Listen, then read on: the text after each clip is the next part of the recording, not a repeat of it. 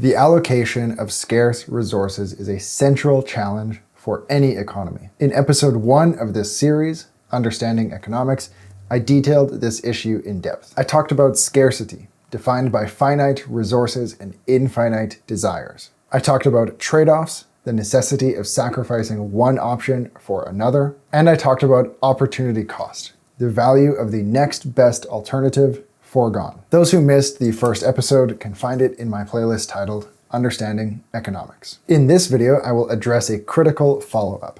How does society determine the distribution, the allocation of these scarce resources? The answer, though not immediately obvious, is prices, governed by the principles of supply and demand. In this video, I will detail how this mechanism of prices actually functions, from driving allocation in an economy to determining the desires and influencing the behaviors of many individuals. By the end of the video, the significance of prices will be made clear. So first, let's imagine allocating resources in a very small economy.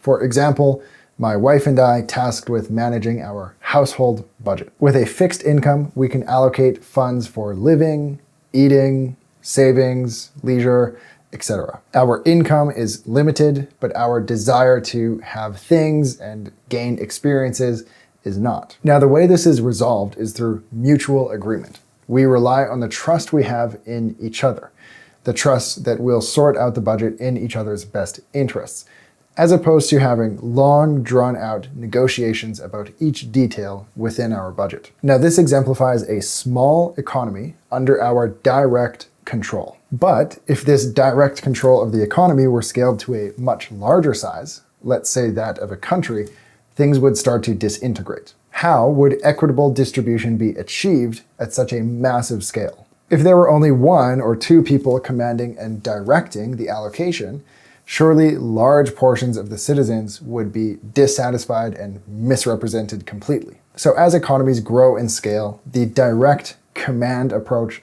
becomes less appropriate. Centralized control over an entire nation's resources inevitably displeases some.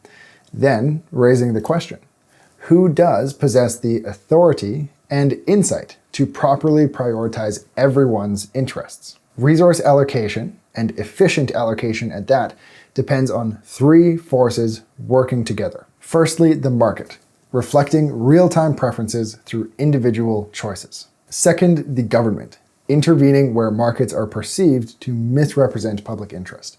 For example, regulating defense strategy, water treatment, and energy distribution. And lastly, culture, shaping decisions through societal norms.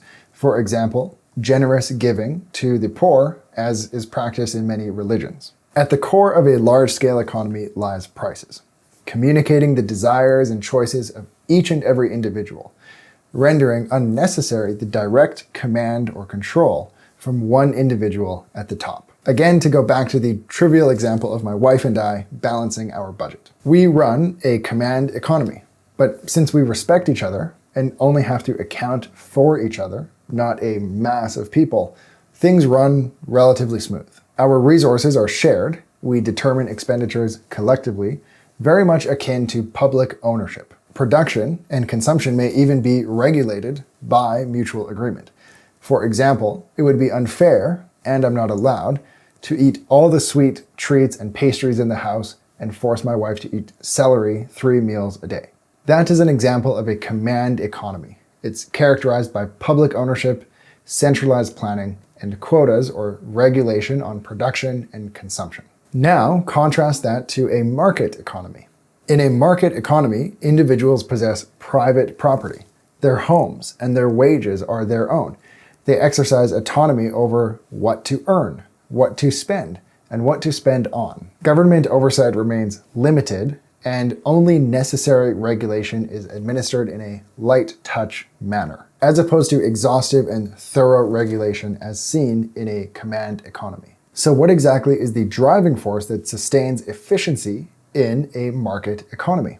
Well, the answer is prices. To quote Thomas Sowell, prices play a crucial role in determining how much of each resource gets used where, and how the resulting products get transferred to millions of people. So what exactly are prices? Prices represent the monetary value assigned to goods, services, or resources, and they're determined by supply, demand, and perceived worth. In a market economy, prices emerge organically from interactions between buyers and sellers. Yet the role of prices transcends this simple exchange. Again, to quote Sowell, prices are not just ways of transferring money.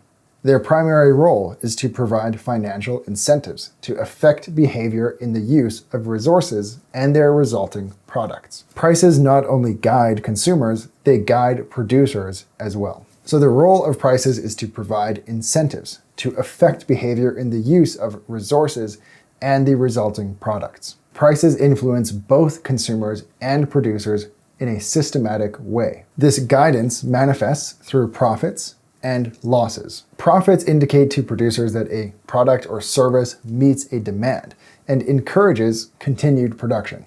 In other words, it's an indicator that things are going well, so keep going. Losses, conversely, signal rejection, compelling or forcing producers to redirect their efforts elsewhere. So without needing to discern consumer motivations, producers can simply rely on these financial outcomes, either profits or losses, as accurate indicators of the market.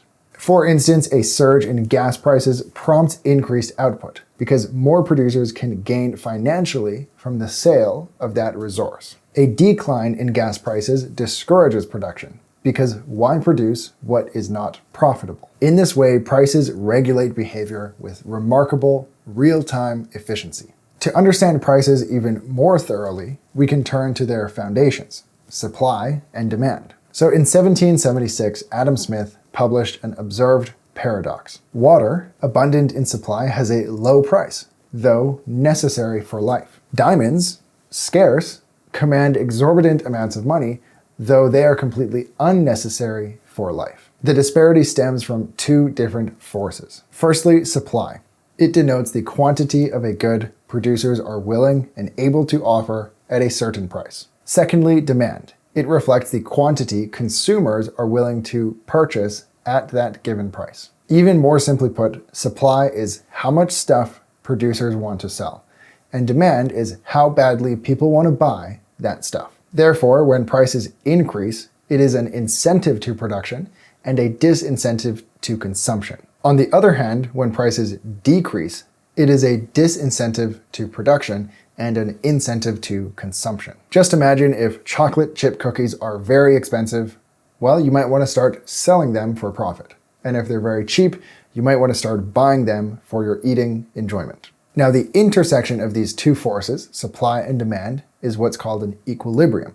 It marks the point of mutual satisfaction between both producers and consumers. Again, to quote Thomas Sowell, when more of some item is supplied than demanded, competition among sellers trying to get rid of the excess will force the price down, discouraging future production, with the resources used for that item being set free for use in producing something else that is in greater demand. Conversely, when the demand for a particular item exceeds the existing supply, rising prices due to competition among consumers encourage more production, drawing resources away from other parts of the economy to accomplish that. Prices, therefore, are not mere inconveniences. They are the mechanism by which economies address the scarce allocation of resources that have alternative uses. Governed by supply and demand, they dictate resource distribution with precision in real time. In a market economy, they serve not only as an arbiter, but an impartial arbiter. Now, to recap, prices allocate resources through supply, the quantity offered, and demand, the quantity sought. And an equilibrium is the intersection of those two forces. Well, I hope this video was informative and helpful for you. Thanks for watching.